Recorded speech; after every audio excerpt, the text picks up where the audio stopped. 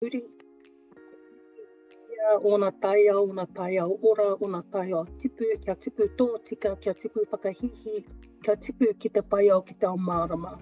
Ka pūtake kia papa atua nuku ngā wawata ki a rangi nui. Tēnei te mauri ka whakatata, tēnei te wānanga ka whakakake. Tēnei te ia ka whakamaua, ka whakaputaina ki te pai au ki te ao mārama. Ki te mārama tangatai a huaho. Humi e hui tai ki e. So tēnā nui te whānau nau mai hoki mai. If it's your first time here with us, nau mai, welcome to our space. If you're old face, already part of the whānau, nau mai hoki mai. As always, it's a great pleasure having you all connecting with us today. What I especially love about this and our practice foundations is it allows us the time and the space to step back and just breathe and just bask in the brilliance of many of those also like-minded people focusing on the fundamentals and all the mahi that we do. We've got an amazing guest speaker set up for today. Before I hand over the reins to him, again, many thanks to the team holding this space together. We've got Lee in the background who will be hooting in the background and assisting. As well as promised, we still have our brother Baruch be with us. And again, as a whānau no mai hoki mai. But again, I'm going to leave the introduction to our guest speaker. He's got an amazing kōrero set up for us today and I can't wait. Tēnā koe e te tū ngāne Karl, no mai e wā. Kia ora ne tātou, e mihi nui ki a koutou nā kaihanga hau. So yes, Karl Wixon, I'm going to introduce myself a little bit more fully. I'm going to go the visual version of that, but just to acknowledge you all first as future builders. And so I hope we have the opportunity to add to your building skills today. So, nō reira, engari, I'm going to lead you through a share presentation because I'm going to lead you through a wee bit of whakapapa and pipiha in terms of introducing myself, but I'm doing it quite deliberately visually today. There'll be there's a bit of reason to the rhyme, so bear with me. I will share screen. Ka tangi te titi, ka tangi te kāka, ka tangi hoki koe te hei mauri ora. Ko te raki e tū nei tēnā koe, ko te papatua nuku e takoto nei tēnā koroa. E mihi ki nā mate o tātou marae, o tātou maho, o tātou kāinga, haere ki te matanui āraki. Āpiti hono tātai hono ko te kākā te raki ki a rātou toko mati. Āpiti hono tātai hono ko te kākā te whenua ki a tātou toko ora a te hei mauri ora.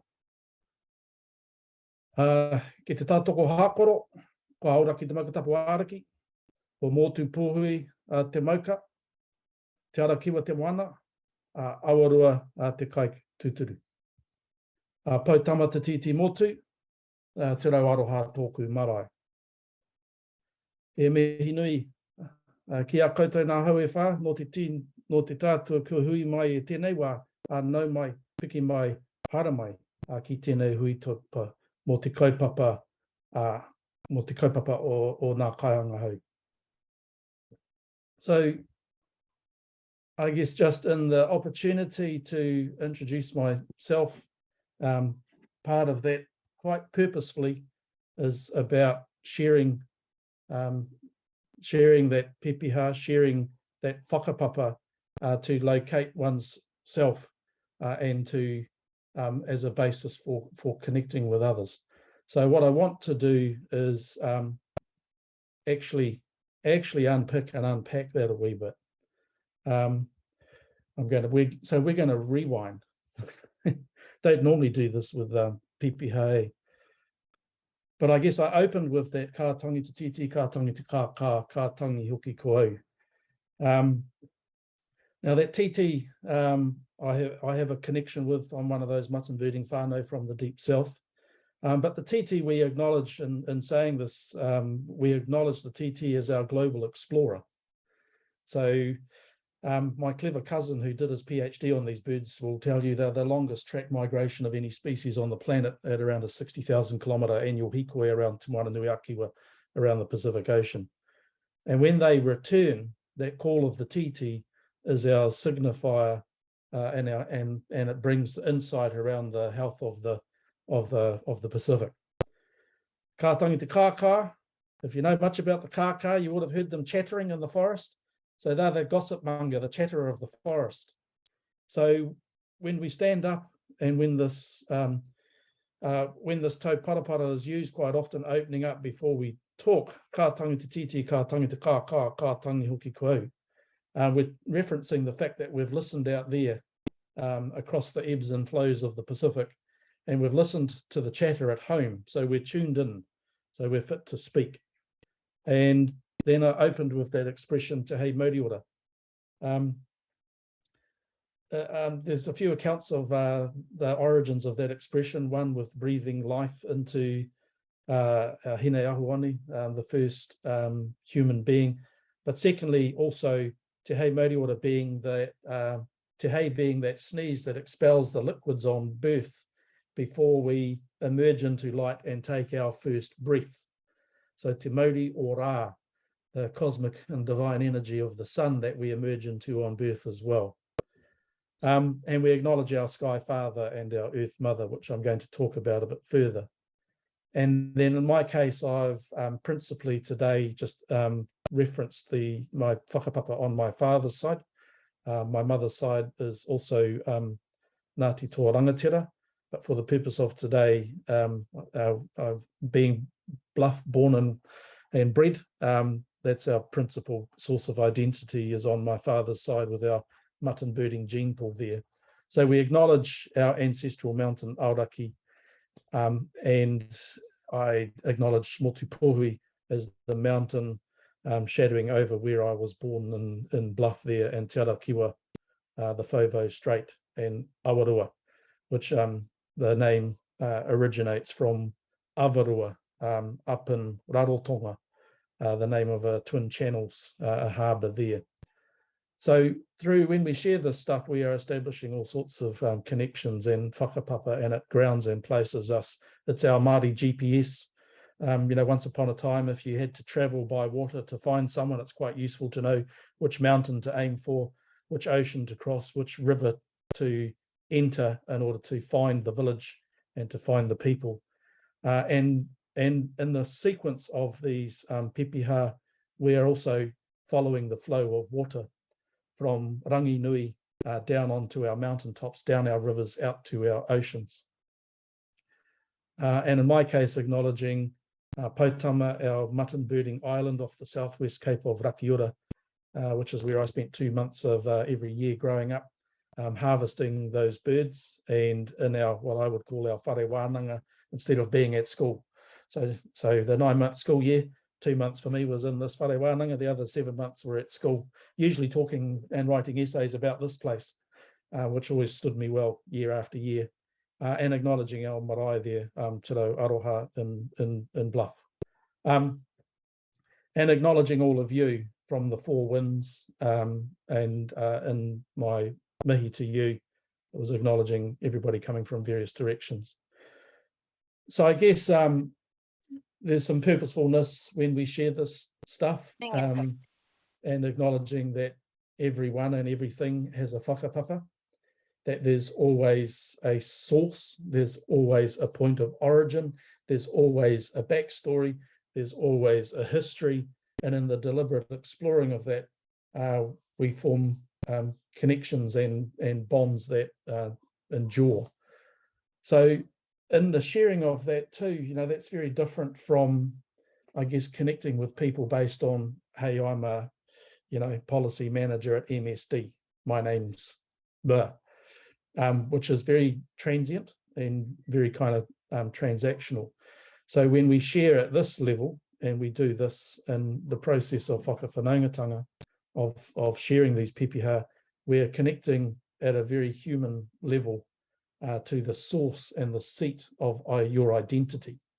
That's a much deeper, we form deeper bonds and deeper connections through doing that. But it's also, I guess, in a contemporary context, also acknowledging everything has a whakapapa.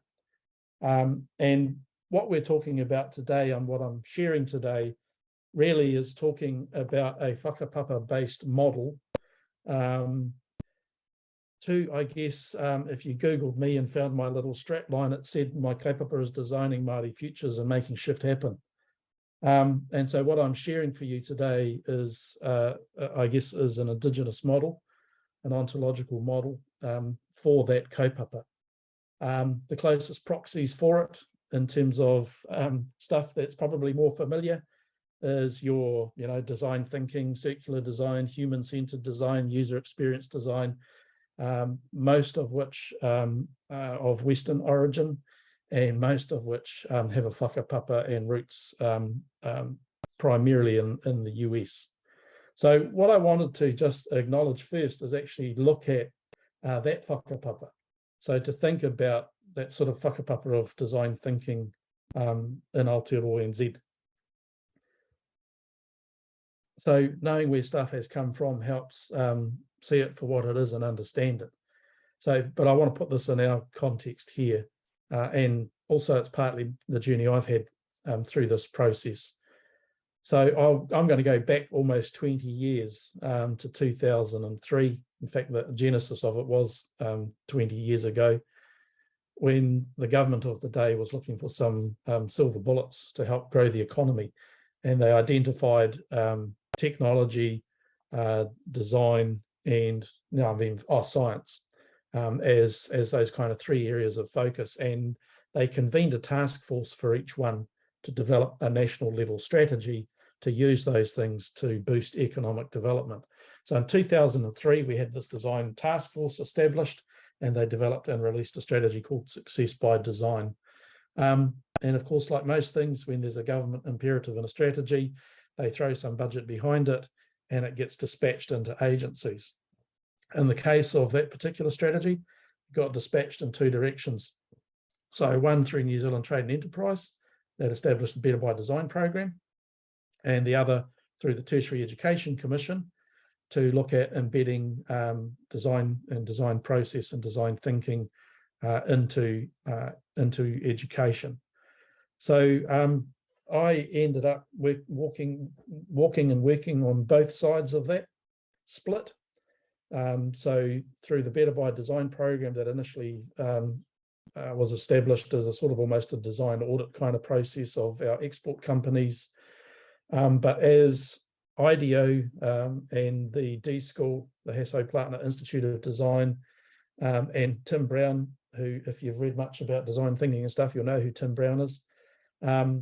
As they were developing that alongside this process, that was introduced into the Better by Design program, and I was one of many design integration coaches as a part of that program who got all the kind of the early days schooling and tooling from IDEO and the D School. So that reframed the Better by Design program, adopted and proliferated design thinking, principally working with export companies. So how to integrate design thinking into business to optimize growth. Alongside that, though, we had one of those moments as part of Māori creative sector, which I have a background in. My original training was in industrial design, product design.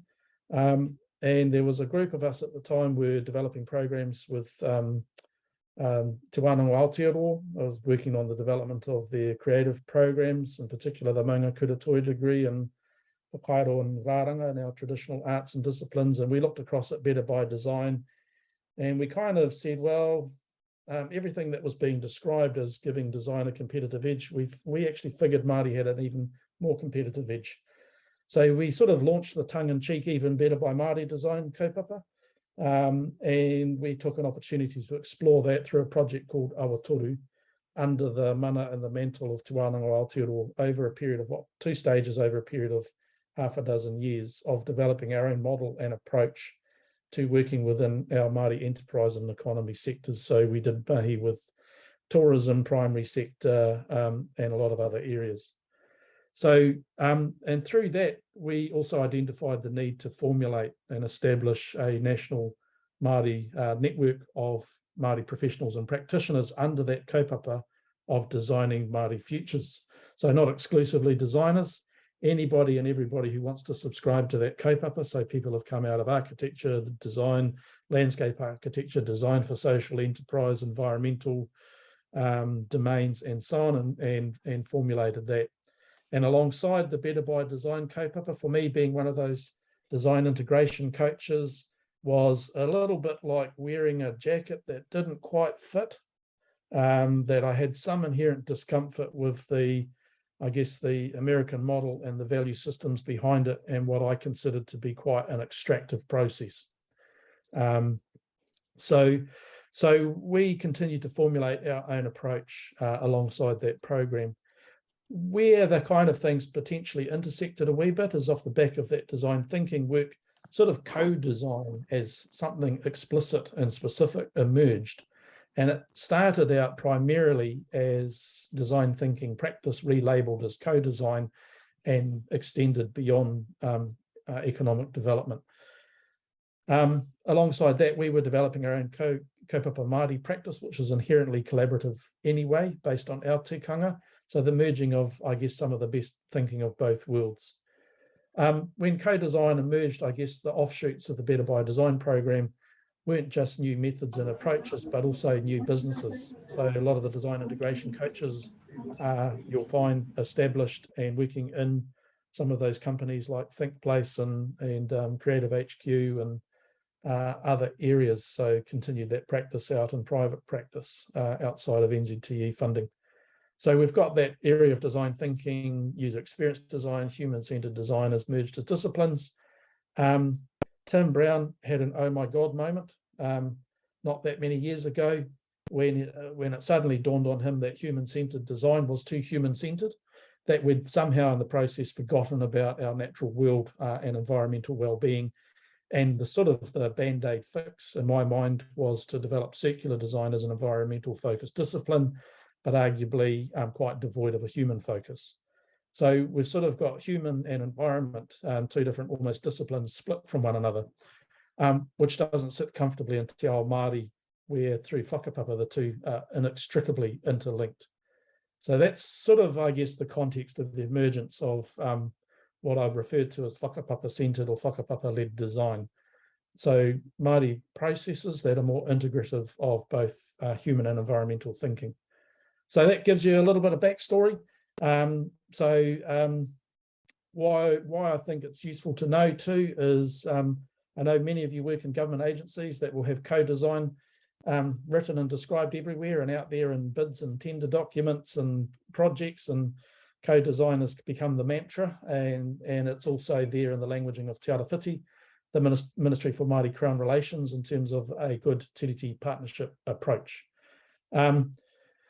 So I guess that's often been seen as the solution in terms of a process model for sector transformations, whether it's across many of you, oranga tamariki, justice reform, health reform, education reform, co-design sort of has become a bit of the de facto process. I think the thing I want to highlight here is acknowledge that actually most of what is being practiced and framed and delivered in terms of co-design is mostly still sourced and modelled out of that that Western paradigm and the design thinking kind of schooling and tooling. So it has a cultural bias in its practice. A core of it is anchored on that on empathy, but it kind of inherently lacks cultural empathy. And it kind of, in my mind, co-design gets a wee bit lost when it becomes about learning a whole bunch of skills and tools and techniques so that you can call yourself a co-design facilitator or co-design practitioner.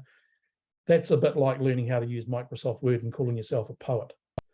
So what I really want to, I guess, foster and share today is actually elevating it up and thinking about this at quite a high level. I don't have any issues with the fundamental basic high-level principles of design thinking and co-design. We get a bit lost in the tools and techniques and the practices and the prescriptive approach to it. So as soon as you walk in the door with a prescriptive process predefined, you're not co-designing. You've actually just imposed a design. So the challenge is actually to become a seasoned practitioner who's able to tune in and be responsive to what you step into. So what I'm going to share today, I guess, is a Māori model, not the Māori model. It is one that I have developed and apply in my mahi over time. It's a work in progress, but it's starting to mirror and align with a number of emergent Māori models that are seeking, I guess, to provide a more culturally fit and resonant alternative to some of the sort of design thinking, human-centered design, co-design models and processes. So in this case, this particular one emerges from our ontology. It emerges from our creation stories. Think of creation story as creative process. In principle, as was shared in the pepeha, in that pepeha, in that mihi acknowledgement of Rangi Nui, our Sky Father, and Papa Tuanuku, our Earth Mother. And if you know those stories, when they were separated and the space between filled with light, which we refer to as Te Ao Marama, the space of light and the space of enlightenment is the space that we inhabit. So in our, we'll have different accounts of those stories and ontology of creation. What I'm sharing comes from Taki Timu teachings, because that's my principal waka for Ngāi Tahu. And in the Taki Timu teachings, we only identify 4 key domains. So Aotearangi, the space of Rangi Nui, the Sky Father, we consider to be outside of Earth's atmosphere, so devoid of oxygen.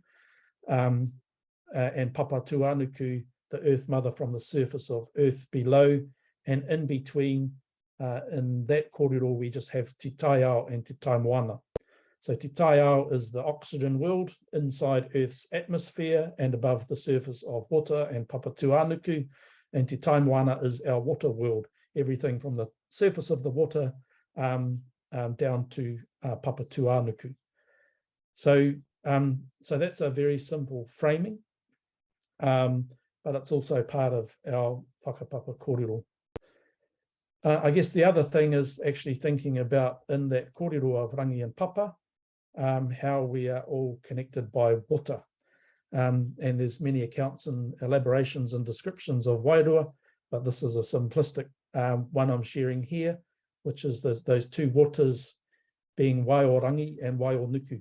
So the waters that fall from Rangi Nui, our Sky Father, initially as tears of grief, in turn warmed and cleansed by the body of Papa Tuanuku, and arising through, you know, all of those evaporation, transpiration, respiration, all those other Asians, that create the perpetual water cycle that we all learnt about in geology and geography and everything else. So that kōrero around that water cycle is in that ontology and reflected in that pepeha. And I guess in a planetary sense, that acknowledges that we are all connected by our whakapapa to our Earth Mother. So in that context, we are all occupy the same space. We are all tangata whenua somewhere. We are all people of the land somewhere, and we all have a connection with our Earth Mother. There are different ways of framing that ontology, framing those creation stories, and the model I'm sharing with you today, which I've referred to as porowhita. Porowhita, if you have seen Pounamu, and I'm from Ngāi Tahu, so I've got to use Pounamu. But porowhita is the name of one of those designs, which is just a circular disc, but it represents the circle of life. In our kōrero tematanga, some of our kōrero, our ontology of creation, at a very high level, we talk about these 4 stages of te kore, ki te pō, ki te whaiao, ki te ao marama. So that is a creation story and a creative process. So when we founded Ngā Ahu Incorporated, that Society for Designing Māori Futures, one of the things we agreed on was that this ontology, this creation process was the source of our creative process. So I'm going to break this down a bit and pull back a few layers of the onion and demonstrate this to you as a process model for the mahi I do.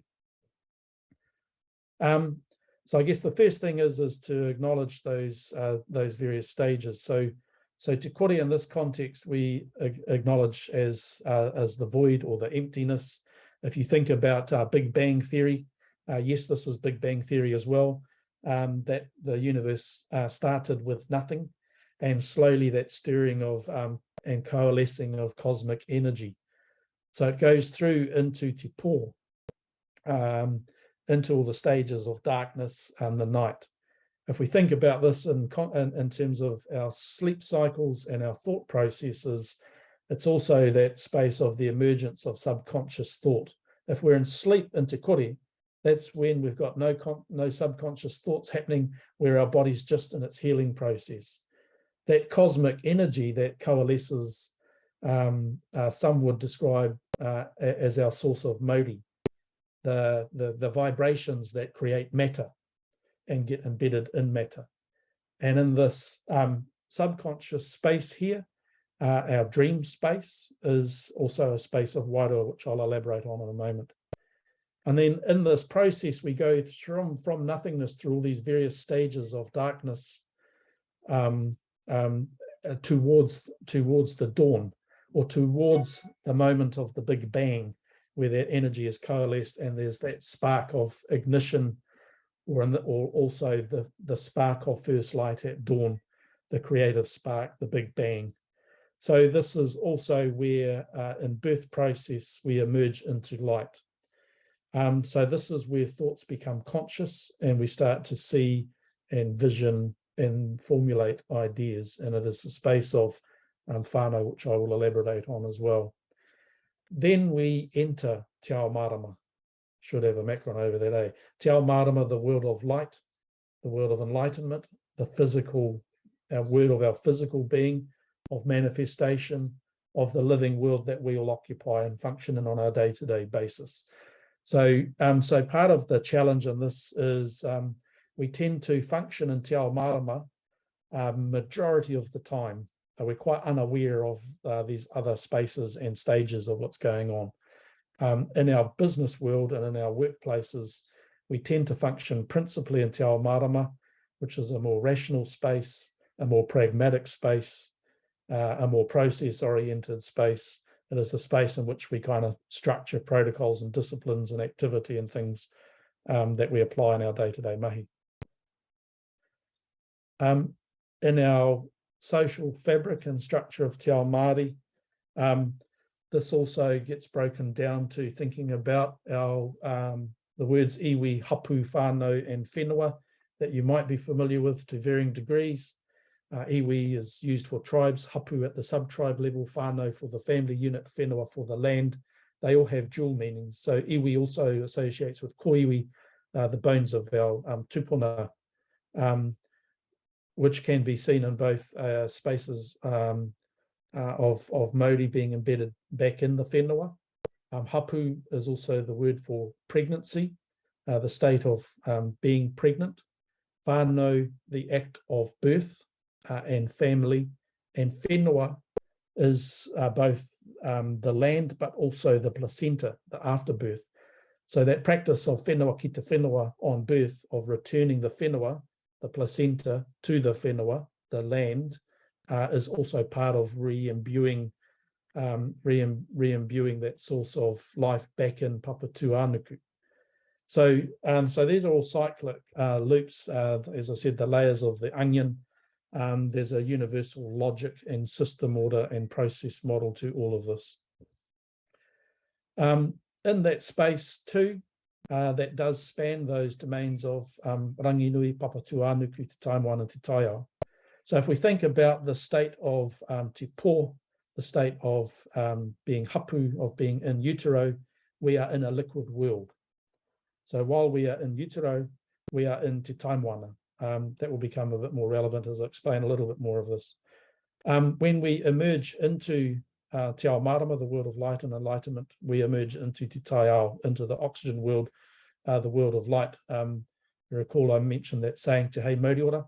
That's an expression of transition from Te Taimoana into Te Taiao as well, the expulsion of the liquid from the lungs and the taking in of the first breath of oxygen. So that's aligned with that sort of Te Whaiao moment, the moment of the spark, the moment of exit from the womb, the moment of the first light of dawn and the daily cycle. I'm not going to dwell on this in the interest of time, but I guess suffice to say, we can look at this across lots of domains and we find basic universal nature's blueprint. But where this becomes more interesting is when we start to think about applying this in terms of how we approach this process of designing, conceiving, renewing, reviewing, reframing, future forecasting, resetting as an iterative process model to work through. So I'm going to here just sort of talk about that a little more. So one of the things in Te Kore, that space of void, of the darkness, of potential, of nothingness, is, I guess, in our human context, is how do you become that empty space where anything becomes possible and potential exists. If you're already full, if you're brimming to the rim, if your cup is full, there's not much capacity or scope to put anything in. So how do you find that space of emptiness and calm from which you can productively be open and receptive and fill up and reframe? So that's quite a difficult state of space to find. So I've used that term whakarongo here in two senses, in two stages, because whakarongo can be to invoke or cause peace or calm, but then whakarongo, as we know it, like the teacher says, whakarongo mai, to her class, asking the kids to listen. That term whakarongo encompasses every sense other than sight. So think about that when you are in utero, when you are in the womb. You can hear, sense, feel. You have a sense of light and movement, but you don't have clarity and acuity of vision. But you are tuned in with all those other senses. So that is the space of te pō. If you think about when you're in that, I guess, the sort of REM state of sleep, all those sensory things are going, but your eyes are shut. But you also have that ability to actually tune in and the ability to dream and envision. And that's a very inner sense. So it's also thinking about, I've used that term there, whatu manawa, the seat of your emotions, tapping into that. Above that, I referred to ronga a poku, so the seat of instinct in your gut, the seat of emotions in your heart. And then we move through to te whaiao, and we emerge into that space of light and the ability to see with clarity, the ability to visualize, to envision, to make visible, to be revealed, to show, to enlighten. So it becomes that external expression of those feelings, the external expression of the vision, the external the ability to communicate that. And we do that often through voice. So te ha, giving breath, giving voice, giving energy to those things that otherwise sit in the seat of subconscious. And then our te ao marama, when we enter into that space, that is the physical space, it is the space of manifestation. So I've used that term there, the mahi a ringa, that's we get hands-on. That's when we create, we craft, we make, we do, we build, and we make real. So the reason I'm sharing this is a lot of the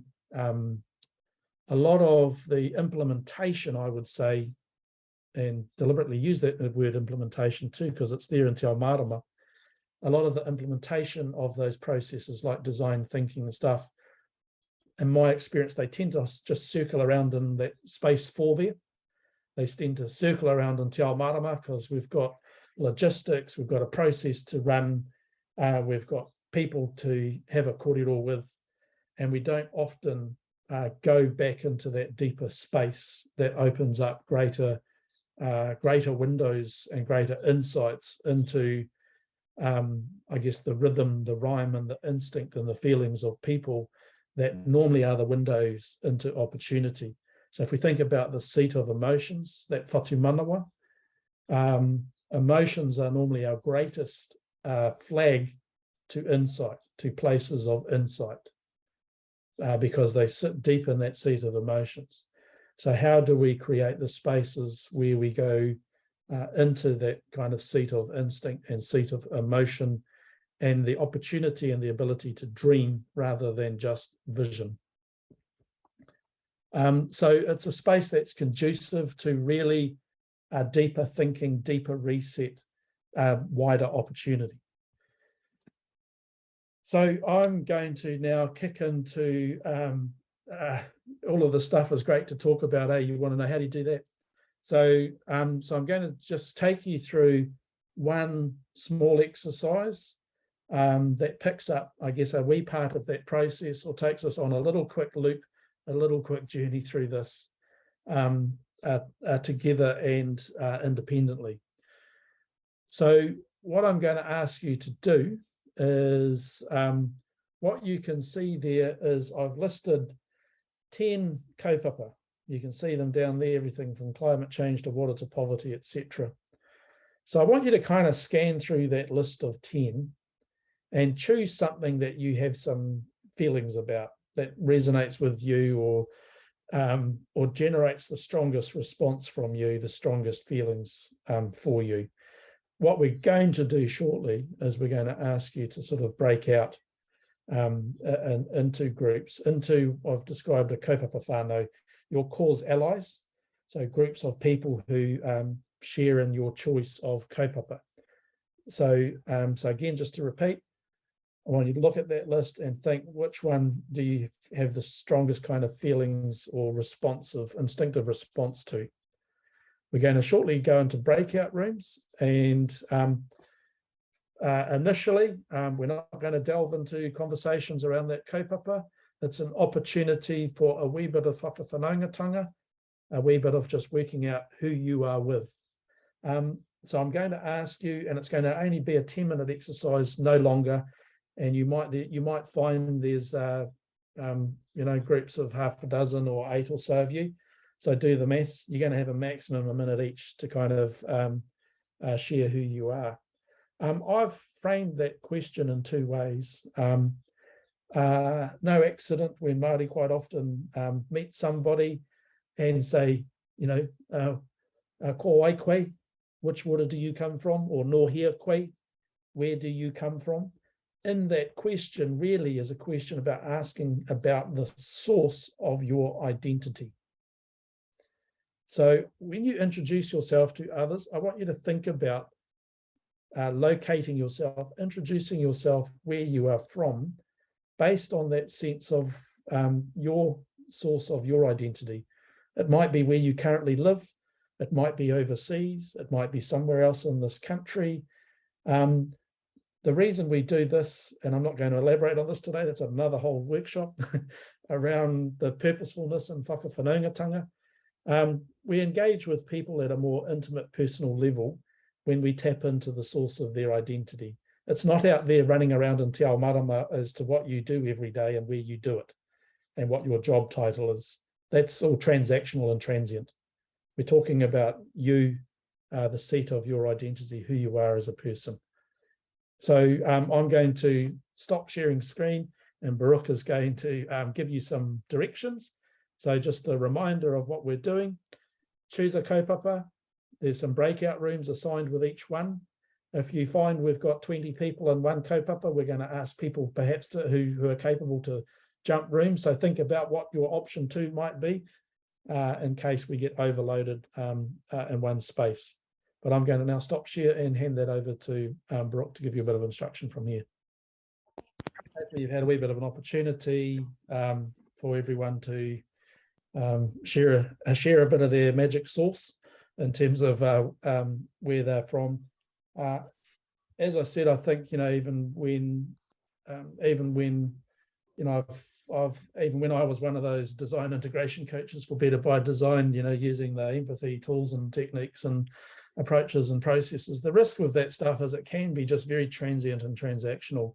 You're out there, it's almost becomes like an interview, and you haven't invested that time into forming the sort of human to human connection, and the ability to connect at that level unlocks a different level of conversation and ability to kind of deeper to talk, kind of explore at a deeper level the real seat of kind of insight. I think just even in general design practice and manifesting new things, I would always say, what you deliver is only ever as good as the brief. And usually the brief is only ever as good as the insights that informed it. So that ability to kind of engage and connect at a deeper, more personal level, when we connect in Te Ao Marama, in our busy, chaotic, transactional, hey, I've got to do 3 interviews kind of space, we don't stop and get into that level of engagement. So I'm going to coach you through another little exercise in a moment, but I also just wanted to sort of touch on, while you were in your breakout, so I went kind of back of house too and had a conversation that just sort of, I guess, reminded me of something, which is why this Indigenous kind of model, why this kind of model. So one of the things for me, I guess, is thinking about I have a preference towards processes that feel intuitive and instinctive for people, particularly when you're talking in collaborative situations or you're entering spaces and places that are unfamiliar. Turning up with here's the design thinking process, and we're going to do step 1, 2, 3, and here's the techniques. And like, it's, to be blunt, it becomes mystical mumbo jumbo to most people. You almost have to become an educator for people to be able to engage with it. So my sense is with the models I'm sharing, their basis is in nature's system logic. Their basis is in literally in our whakapapa, literally hardwired in our DNA, these basic principles of nature's system logic and ways of thinking and being and states of being and phases and cycles. So when you start to work at that level, it kind of transcends boundaries. You're working closer to the seat of people's emotion and instinct. It's more intuitive to do than feeling like it becomes an intellectual exercise of learning what to do or how to do it. So I don't usually show these models and say this is what we're going to do. We just do it. We just actually facilitate and run things in a way and use approaches that conducively follow these things, so people aren't feeling like they're doing some mystical thing that's just been introduced to them that they know nothing about. And hence, as soon as you do that, it changes the power paradigm, because you are seen as the expert and them as the novice. You actually want it to be the other way around, right? When you're gathering insight, because they're the experts that you're trying to learn from. So if you've set up a power paradigm that positions you as the leader and the expert, it's kind of not really conducive to that. The other thing I mentioned, I guess, is in terms of actually getting deeper insight, to get greater insight, getting deeper into that kind of seat of emotions. But I'm not just saying that about the people you might engage with or work with, it's also yourself.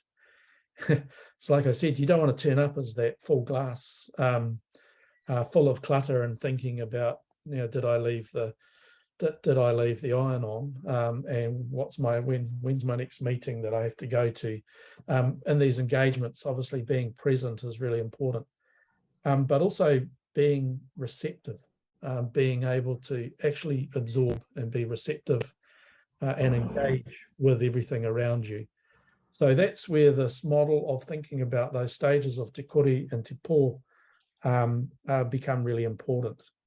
Those are the bits that are often missing out of the way we engage and work through this stuff.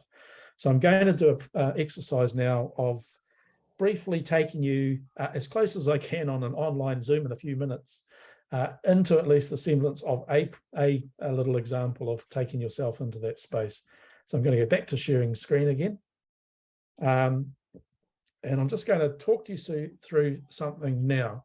So what we're going to do is reconnect with that kaupapa you identified. So we're going to go into a space of tapping into your feelings about that kaupapa.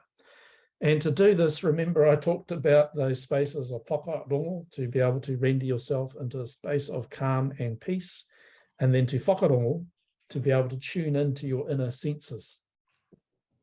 So this is going to be a little meditative. I'm going to get you to go into a space for a couple of minutes, and I'm just going to talk you through that. What I'm going to ask you to do is, and it might sound a bit odd in an online Zoom session, I'm going to ask you to close your eyes and just listen for a wee bit. So if you bear with me and can entertain me, I'll ask you to close your eyes now, and I'm just going to talk you through a wee bit of process for a couple of minutes. So, so with your eyes shut, I want you to take a moment to actually try and go internally and just tune into your own rhythm or cadence of your body. So you can either think, you can tap into your pace or think about your breathing, or if you've got a sense of your heartbeat, try and tune into that. So I just want you to kind of try and shed as many other things as possible and just try and tune into your own body's rhythm and inner workings for a moment.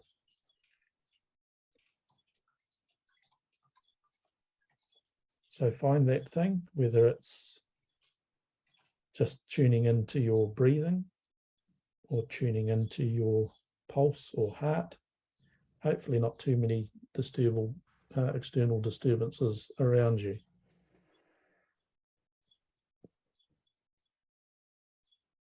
So now I want you to turn your mind to that kaupapa you have chosen. But what I want you to think about or find is how it makes you feel. So whether it's climate change, water, poverty, how does it make you feel?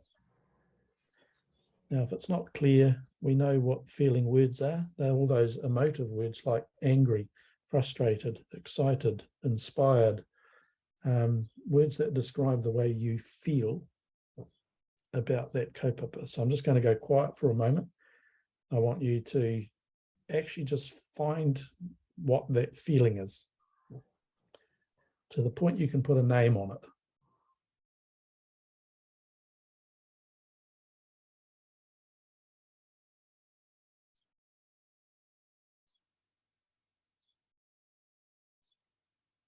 So we're kind of, in doing this, we're asking you to kind of tap into that seat of your emotions.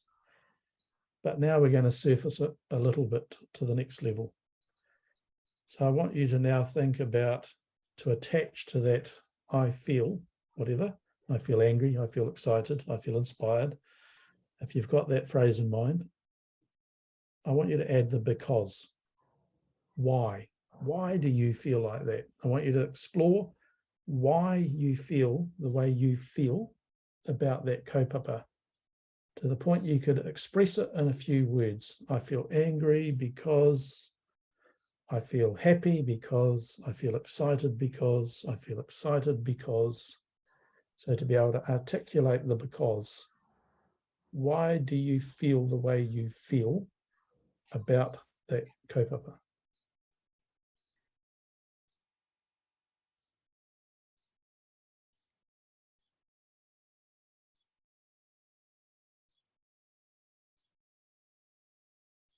Okay, so I want you to start thinking about framing that in your mind. So you've got a simple statement. I feel because.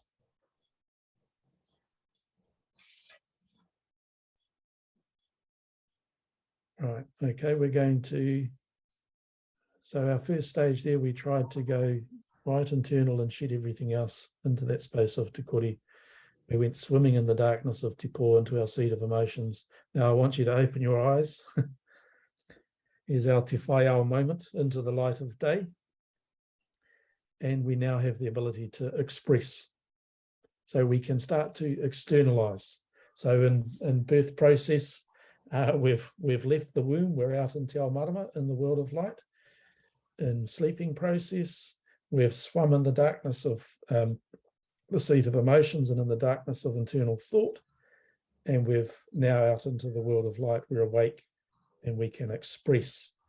Those times when you have one of those dreams that feels super real, and you wake up and you have that moment of, oh my God, thank goodness that wasn't real, or oh, that was amazing, or God, that felt so real. So we want to transition now from the inner workings and thinkings and feelings into being able to externally express and articulate.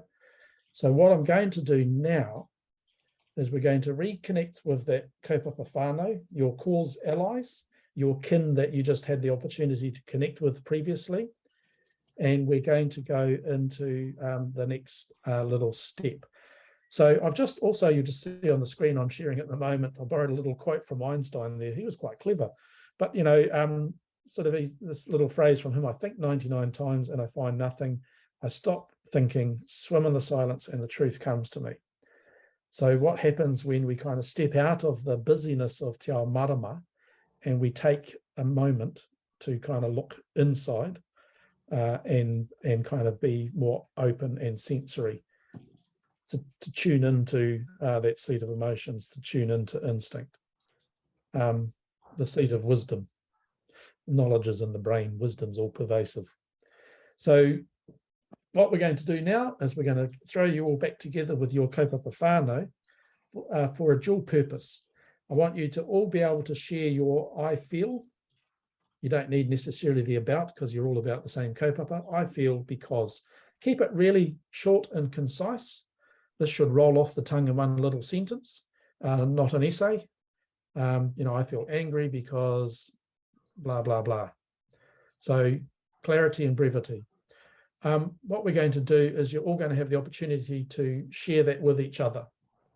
The purposefulness in doing so is while you're doing that, or I want you to share, but when you're not sharing, I want you to intently listen to everyone.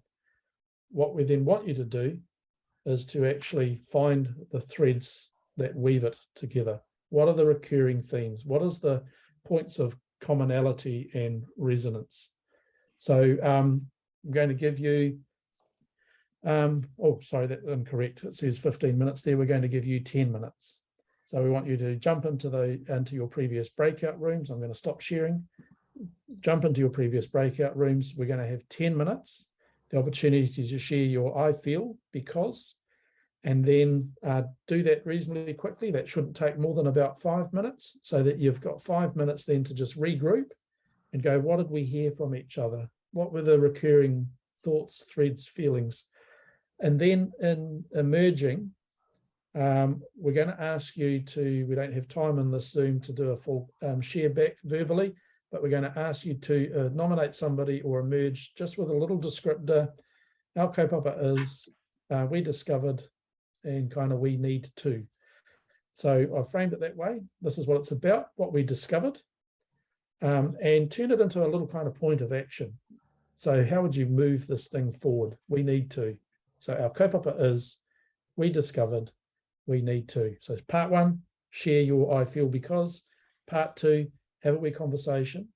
Think about what you've discovered from that sharing. And if you were to convert it into a sense of what do we do next, we need to. Okay, Sapai? Kia ora noa. Yes, we're all back on board.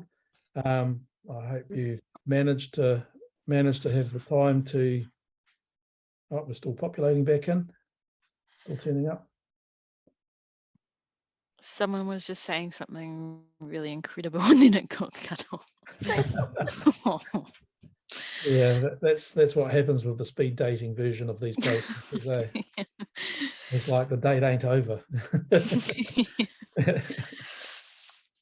Yeah.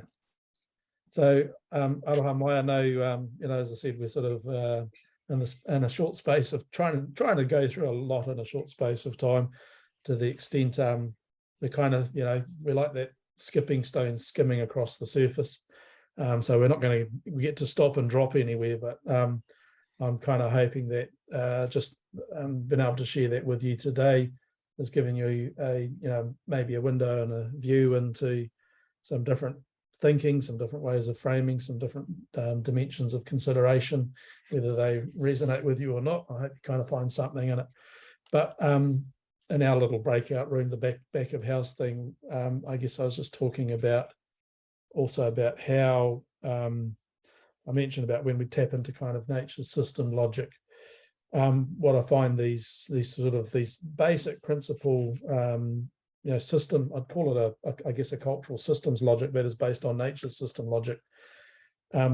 Once you see it, you can't unsee it, and you'll find it all over the place. We were just talking about how the same thinking and processes is evident in Kōrero Maui, the stories of Maui. Maui's name, Maui, is to question. Maui. Or inquiry, Maui. So it's that process of perpetual inquiry. But he also was born Mauiwi. He was born unwell, stillborn, and cast into Te Taimana, cast into the ocean, nurtured back into well-being, to whakamaui, to nurture back to health, before he came back onto Te Taio and back into the land, functioning in a different way. So these sort of processes and blueprints are quite riddled and woven through a lot of our cultural narratives. So I just wanted, and you find them embedded in, like I say, everything from tauparapara charts and waiata and motiatia through to whakatauki. So I just wanted to share one whakataiki, which for me embodies quite a bit of this process too, but I'm not going to dwell on it. We don't have time. So some of you may be familiar with this, but it sort of takes you through thinking of some of those stages of moving from awareness to insight and wisdom and to well-being. We don't have the time today, but I've also worked on framing that as a process model for moving towards these processes from self-awareness to insight to understanding to manifestation, and some of the methods that we have that are conducive to that are embedded within our tikanga. Ngā mihi nui kia koe, Colin. Always with each session, unfortunately we're at time, actually over time. But in saying that, thank you so much, Cole, for joining us, and actually for our very last session of the year of our practice foundations. Feels like we've got Christmas coming, has come early with you coming joining us. And again, it's a reminder of what's blown my mind is much of Karl has condensed decades of knowledge into 90 minutes, jam-packed it in there, but there was so much in there. Really appreciate how through sharing whakapapa design, you're able to cultivate and harness cultural intelligence, but the most important thing throughout your kōrero and also answering the last part, the universal flavours that can invite others into that discussion, be part of that kōrero and be part of the development. Like it's inherently intuitive, it's instinctive, its logic is transportable and can transcend boundaries, and it's DNA wired. So I believe there's a lot that many of us can take away today. But in saying that, we do have a link in our last session. If you have time, just to 3 quick questions, just to help us see how did we do this year, but more importantly, how we set up next year, and what we'd like to talk about and share in 2023. But open to karakia, closing with karakia. Tēnā kia tūkuna tēnei kōrero katoa I runga I ngā ararau o tāpiri kia rere katu katau. Be safe out there, everybody, and thank you for joining us.